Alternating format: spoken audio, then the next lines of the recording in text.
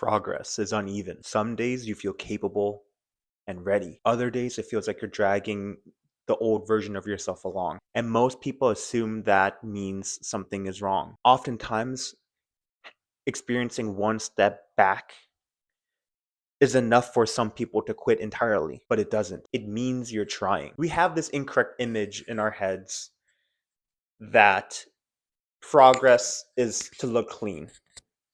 It's supposed to look like a straight line going up at a constant rate. We're expected for it to be forward, predictable, measurable. Unfortunately, real improvement doesn't look like that. It hesitates. It drops. Oftentimes, it asks you to relearn things that you've already learned. And when those things happen, people don't think, oh, this is part of growth. No, unfortunately, a lot of us think that we're starting to fall behind. And that belief, that thought is the true killer of progress. Thinking that way has ended more journeys of progress than failure ever has. Now, why do setbacks feel so heavy?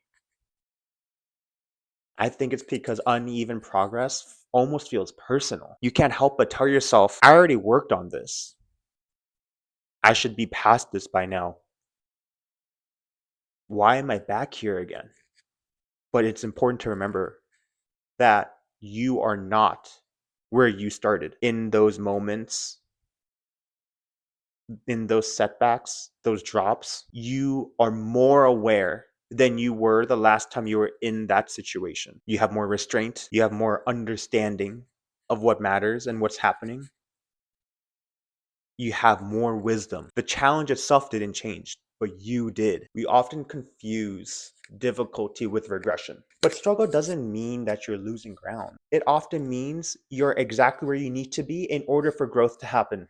If improvement were easy, it wouldn't ask anything of it. It wouldn't require patience, restraint, or honesty, or resilience. Uneven progress is a sign that you're stretching and trying to achieve something that is real. Real progress looks ordinary. It looks small, slow, gradual. It can look like showing up with enthusiasm, trying again without telling anyone, resting without quitting. Because there is a very clear difference between the concept of resting and quitting. With resting, you have the full intention of returning and going back to complete your task.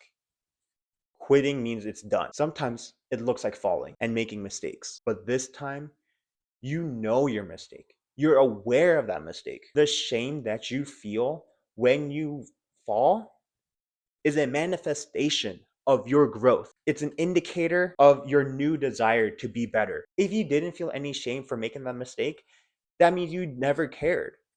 But because you care, you feel that shame. Sometimes that is the only indication of progress, that despite the shame that you feel, you're still here, still choosing effort when an earlier version of yourself would have walked away. Progress feels uneven because it doesn't work on your timeline. It doesn't care how long you've been working on it, how long you've been trying. It doesn't reward urgency. What it does respond to is consistency. The saddest truth in life is that people don't quit because they can't improve. They quit because the process of improvement takes longer than their patience allows. But slow progress is still progress. Quiet effort compounds in ways that you don't see until much later. A Korean saying that my mother used to tell me all the time growing up was, it doesn't matter how long it takes. You can be crawling, jumping on one foot, taking half a step a day. But as long as you keep moving forward towards the direction of your goal, that is what matters. Doesn't matter how long it takes, as long as you continue to put in the consistent work to achieve your goal. The truth about progress is that it's about those quiet wins, those small, minute, everyday successes. There may never be a day where it all just clicks, but there will be moments where you pause instead of quit, where you respond instead of reacting, where you choose discipline without a sense of motivation. A lot of people online that I've seen, or even in life, who talk about wanting to pursue a healthier lifestyle by adopting active habits, they don't see progress at the rate in which that they want to see it. Just like how a lot of people don't see their weight dropping as much as they want, or they don't feel like they're improving fast enough. That's what makes it so hard. And that's unfortunately what life is about. It's all about those small wins. Every small act that you do towards your goal pushes you forward in the right direction. Those moments don't feel dramatic. They often don't even really look impressive, but they are the work. They are how people change. All the people that you see online who achieved massive goals, whether it be the physique that looks impressive or being wealthy and living a certain lifestyle, I can almost guarantee that the majority of those individuals did not achieve their goals overnight. It was the culmination of small acts over a period of time and refusing to give up. We need to try and redefine success because success isn't momentum or confidence or feeling ready. Sometimes success is really just refusing to become worse, refusing to give up ground that you've already gained, and refusing to believe that inconsistency cancels effort.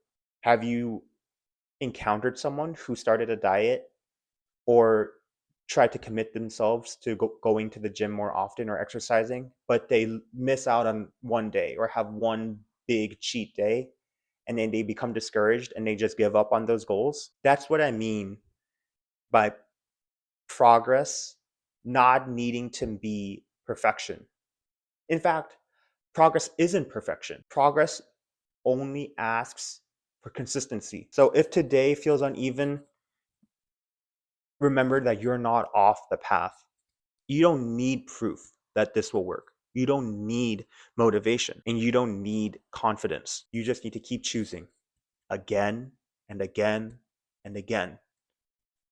These small actions, these small decisions, and these small choices is what will culminate to you being the best version of yourself. Progress is uneven, and that's how you know it's real. An experience I had recently was actually with my sister, my younger sister, who called me from school one day in great sadness, crying and in tears, telling me how much of a hard time she was having at school.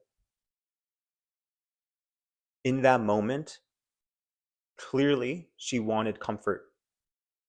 She needed validation to, and she needed someone to tell her that the way she was feeling was normal.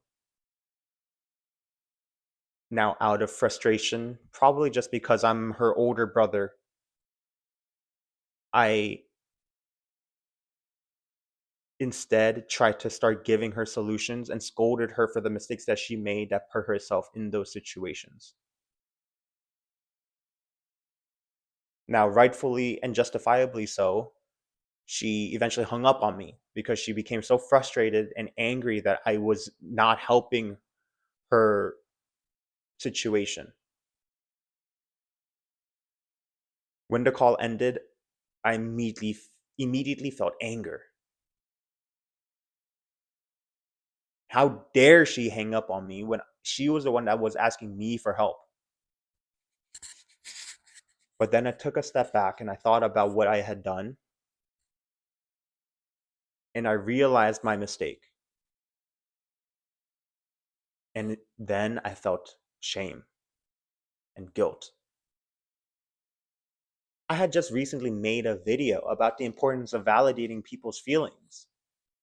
Yet here I was, not practicing what I was saying in that video out of my own hubris or my own pride, my unwillingness to be supportive of her despite knowing what I needed to do. I realized that in that call, the older version of me came out. And I relapsed in that instance. Despite the current me knowing that the right thing to do in that instance was validation, my old tendencies came back up. Upon reflecting on what I did, I texted my sister and I apologized to her, saying that I had messed up and didn't provide for her what she needed in that moment.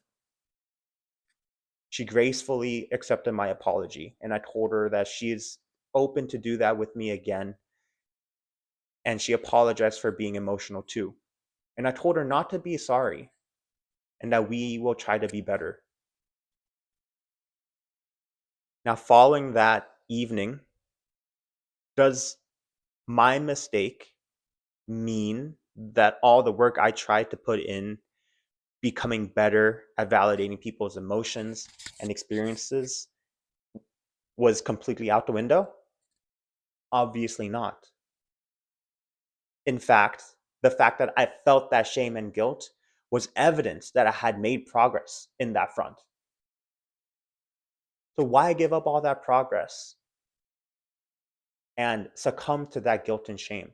I realized that that sense of shame was an indicator that I was on the right path. And if I'm on the right path, I need to keep walking. You just need to keep choosing again and again and again. Big achievements and goals are accomplished through the culmination of dozens, if not hundreds, of small acts that are done on a consistent basis without giving up. Progress is uneven, but that's how you know it's real.